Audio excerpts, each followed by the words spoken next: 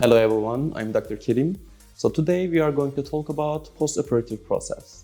Right after the procedure, our patients are always provided with antibiotic tablets, painkillers, and anti-swelling medication.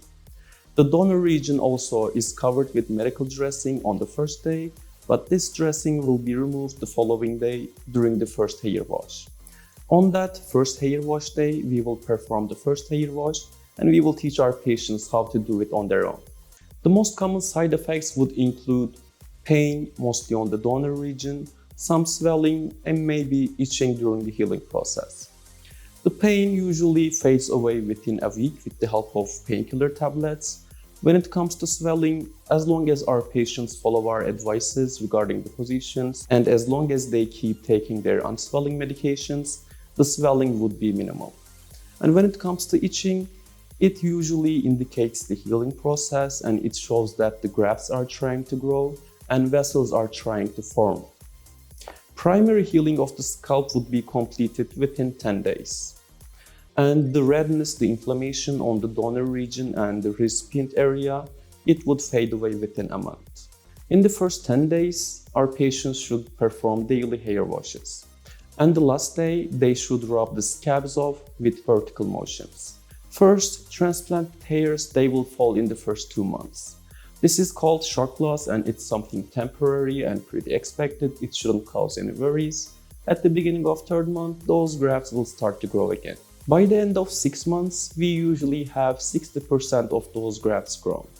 At first, they might be a bit thin. This is pretty expected.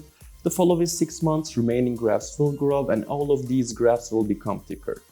Usually, we get the final result on the frontal region between months 12 to 15 and on the crown region, it's between months 15 to 18. After the procedure, our patients should sleep in semi-upright position with an angle of 40 degrees. This will help you avoid swelling and the neck pillow that we provide for you, it will help you protect the donor region and it will also keep you from turning to the sides. These advices regarding sleeping position should carefully be followed by our patients for 10 days. Washing of the scalp includes applying a lotion on the recipient region and washing it off with a shampoo. If you want to get more information about the hair wash, you can check our YouTube video. Besides the provided medications like antibiotics, anti-swelling medication and painkillers, we might suggest our patients some products like topical finasteride, topical minoxidil or multivitamin tablets. Topical finasteride will help us reduce the sensitivity of the hairs on the scalp, whereas minoxidil will increase the blood flow to the scalp and multivitamin tablets will provide the needed vitamins for hair growth. All these supplements would help our patients to protect their existing hairs and support their transplant hairs. Our patients can take their walks as long as they cover their recipient area with the medical hat provided. After 2 weeks, our patients can start with mild activities, but only after a month they can go back to normal gym routine. Follow the given instructions regarding the sleeping position and medications, especially antibiotics. Protect the recipient area from physical factors like chronic sun exposure, dust, and rain. Avoid smoking and drinking, especially in the 2 weeks, since they might hinder the healing progress. Keep an eye on the transplant area, and if you realize something that worries you, you should always get in touch with us. Try to use the supplements that your doctor advises specifically for you. After the procedure, we always follow our patients until they get their final results, which means at the end of 18 months.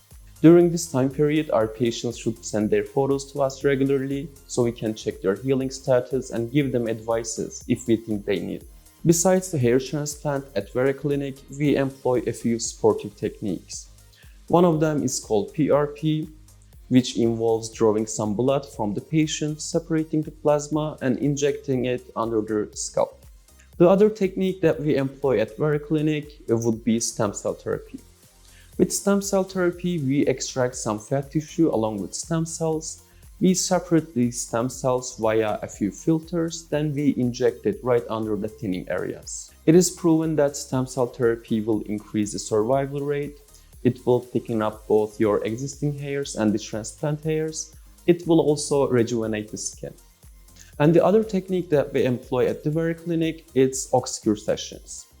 With OxCure sessions, we provide our patients high levels of oxygen under some pressure, so the transplant grafts can take this oxygen directly from the plasma, especially in the first few days. If you want to get more information regarding the post-operative process after the hair transplant, you can always stop by at our clinic and see it for yourself.